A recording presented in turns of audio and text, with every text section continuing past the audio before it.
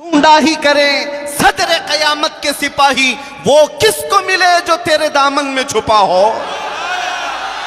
2 साल पहले जुनूब हिंद से लॉकडाउन का जमाना था, जब एक कुत्ता भौंक रहा था हुजूर की शान में, नबी पाक सल्लल्लाहु ताला अलैहि वसल्लम की तौहीन कर रहा था, और उसकी तौहीन को कोई मुसलमान नहीं बर्दाश्त कर सकता, कोई नहीं बर्दाश्त कर सकता।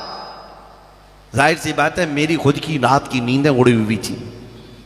चंद नौजवान रोते हुए आए थे, कहा कि ये सुन नहीं सकते हम। कहा मेरे भी सुनने के काबिल नहीं, इससे पहले कि हम मर जाते हुजूर के लिए ऐसे अल्फाज सुन रहे हैं। फिर जज्बात से हमने ललकार करके उससे कहा, जितनी बातें कह रहे हो अगर ये हकीकत है तो हम डिबेट नहीं करेंगे, आओ मैदान में उतर करके देखते, मैदान में उतर करके देखते। ये वाकया आपको पता होगा, 2 साल पहले, साल गुजर गए, 2 साल गुजर गए, कुत्ते का कोई नामो निशान नहीं, खत्म हो गए। भौंकने वालों को साइड लगा दिया गया। जो भी हालात हुए, हम तो पहुंचे थे दिल्ली की जामा मस्जिद भी, जिसको ये शक था कि जाएंगे कि नहीं जाएंगे, हम तन्हा पहुंचे थे। मैं आपको बताऊं, यही लिबास है मेरा। एक चीज मैं बताऊं, हमारे जाने से पहले 1 रात पहले पूरी सिक्योरिटी लगा दी गई, किसी गेट से ये मस्जिद के अंदर ना आए।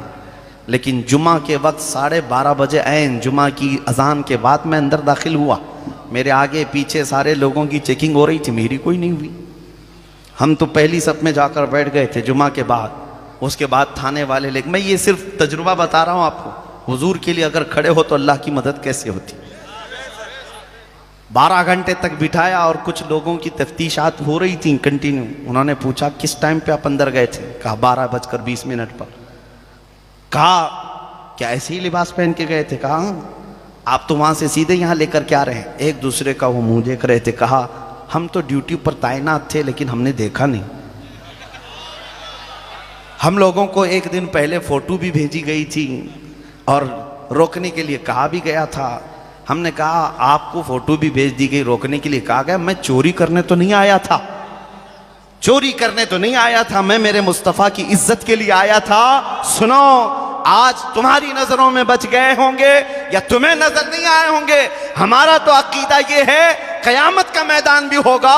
ढूंढा ही करें सदर कयामत के सिपाही, ढूंढा ही करें सदर कयामत के सिपाही, वो किसको मिले जो तेरे दामन में छुपा हो। ढूंढा ही करें सदर कयामत के सिपाही, वो किसको मिले जो तेरे दामन में छुपा हो।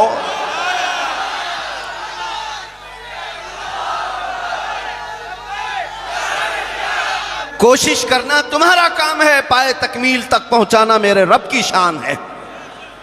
50 लोगों में पुकारी हुई वो हमारी आवाज थी, जिसको दुनिया के चप्पे चप्पे तक मौला ने पहुंचाया। लोग अगरचे ये समझते हैं कि सोशल मीडिया का दौर है इसलिए पहुंच गई होगी। सोशल मीडिया में हजारों लोग भरे हुए हैं, यही आवाज क्यों पहुंचाई गई? और भी हैं, यह आवाज क्यों पहुंचाई गई? मैं अपनी तारीफ के लिए नहीं कह रहा, दिल से जो बात निकलती है असर रखती है, पर नहीं ताकत परवाज मगर रखती है, उड़ करके जाएगी आवाज। कभी ये मत देखना बड़ी कॉन्फ्रेंस में बोलूंगा, बड़े मजमे में बोलूंगा। हम तो 50 लोगों के मजमे में उस कुत्ते को ललकारे थे और दूसरे दिन सीधे जाकर टैग हो गया और चुप भी गई बात। ऐसा लगने लगा कि हमने दुम पे पांव रख ही दिया, उछल कूद शुरू हो गई थी। आपको पता है, मैं ये तजुर्बा इसलिए अर्ज कर रहा हूं, कभी अपने आप को तन्हा महसूस मत करना। तुम जिस मैदान में भी हो, अल्लाह के रसूल तुम्हारे साथ है, अल्लाह रब्बुल इज्जत की शान है ये। बस फर्क सिर्फ इतना यह है कि सहम कर डर कर कभी भी। दूसरी बात ये भी, मेरे जज्बात में बोलने का ये मतलब नहीं कि जोधपुर वाले निकल पड़े और गोली बारूद बंदूक तलवार लेकर लड़ने के लिए जाए। मेरा ये मशवरा भी कभी नहीं होता। मियाँ तलवार बंदूक गोली तो बहुत दूर की बात है, मैं तो आपको ब्लेड लेने की भी बात नहीं कर रहा। रेजर और ब्लेड भी मत रखो, क्योंकि हमारे पास अगर प्लास्टिक की चाकू भी होगी तो आतंकवादी वैसे ही बना दिए जाएंगे, प्लास्टिक की भी होगी तो बन जाओगे। मैं उस चीज का मशवरा नहीं दे रहा हूं। ताकत तख्तो ताज को नहीं कहते, ताकत फौज और ताकत को नहीं कहते, ताकत दर हकीकत इश्क मुस्तफ़ा को कहते हैं। वो तुम अपने सीनों में ले आओ, फिर तुम्हें किसी हथियार की नहीं, तुम्हारा चलना फिरना भी बहुत सारे कीड़ों की नींद हराम कर देगा। सिर्फ चलना फिरना तुम्हारे लिए बस काफी है। मैं ये नहीं कहता कि तुम कोई सख्त तशद्दुद के मामलात करो, नहीं, हालात के एतबार से हम अमन के ख़्वाह हैं। हमेशा मेरे आका सल्लल्लाहु तआला अलैहि वसल्लम ने अमन की दावत दी है। ये बात भी फरमाया मेरे आका ने, ला ततमन्नौ लिक़ा अदुव्विकुम, कभी भी दुश्मन से जंग की तमन्ना मत रखना, लड़ने भिड़ने की तमन्ना मत रखना, कत्ल गारत की बातें मत करना। लेकिन हुजूर ने फरमाया अगर तुम्हारे सरों पर फिर कोई सवार हो जाए तो फिर इस्तिकामत के साथ डटे रहना, अल्लाह की मदद तुम्हारे साथ होगी। आज मैं आपसे यही कहना चाहता हूं, तुम तो कंप्रोमाइज कर लेते हो, लोगों को देखकर तुम्हारी टोपियां छुप गई, तुम्हारी दाढ़ियां खत्म हो गई, तुम सेकुलर बनने की कोशिश करते रह गए। तुम्हें ऐसा लगा कि मैं रख लूंगा तो लोग मुझे ताना देंगे, लोग मुझे मुल्ला जी कहेंगे, लोग मुझे दकियानुसी कहेंगे, ये पुराना आदमी हो गया, मौलाना लोगों के साथ हो गया।